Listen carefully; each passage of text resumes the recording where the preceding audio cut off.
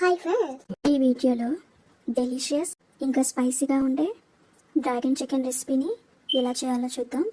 ఈ dragon chicken అయితే లోపల సాఫ్ట్గా ఇంకా సాసెస్ వేయడం వల్ల పైన జ్యూసీగా టేస్ట్ అయితే సూపర్ యమ్మీగా ఉంటుంది.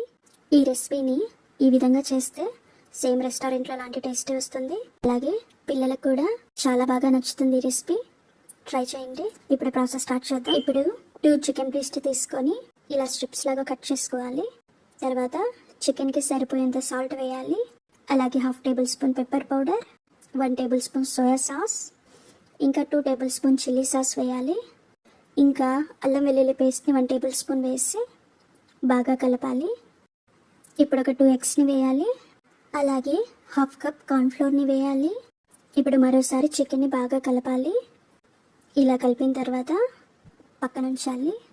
ఇప్పుడు yellow capsicum, red capsicum, 1 onion, 2 spring onions, 5 వెల్లుల్లి రెబ్బలు, 4 పచ్చిమిర్చి తీసుకోవాలి. ఇంకా మీరు గ్రీన్ క్యాప్సికమ్ కూడా తీసుకోవచ్చు. తర్వాత ఎల్లో క్యాప్సికమ్ తీసుకొని ఇలా 1/2 వరకు కట్ చేసుకొని ఇలా పీసెస్గా కట్ చేసుకోవాలి. ఇదే విధంగా రెడ్ క్యాప్సికమ్ని కూడా కట్ చేసుకోవాలి.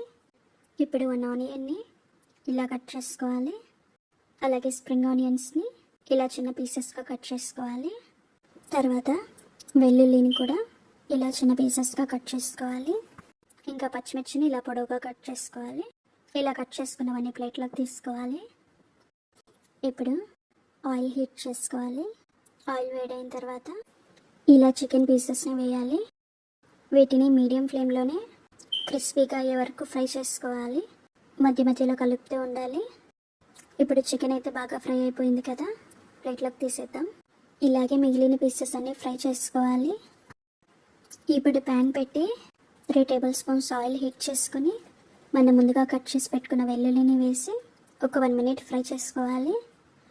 తర్వాత 1/2 కప్ జీడిపప్పుని వేయాలి. అలాగే ఒక 2 ఎండుమిర్చి ఇంకా పచ్చిమిర్చిని కూడా వేసి ఇలా కలుపుతూ ఫ్రై చేసుకోవాలి. ఇవి కొంచెం ఫ్రై అయిన తర్వాత మనం ముందుగా కట్ చేసుకునే క్యాప్సికమ్, ఆనియన్ని కూడా వేయాలి.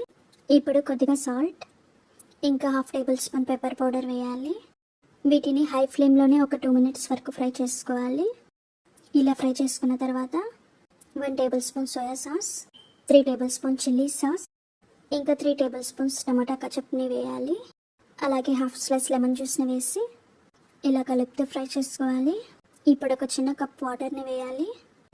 ఒక 1 మినిట్ కుక్ చేసుకోవాలి.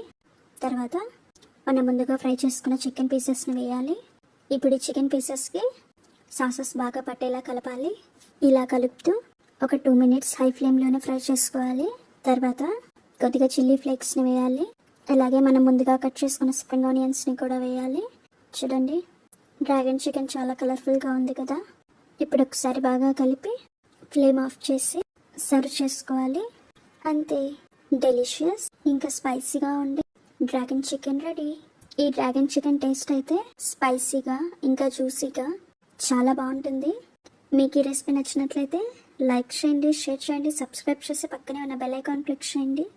Thanks for watching.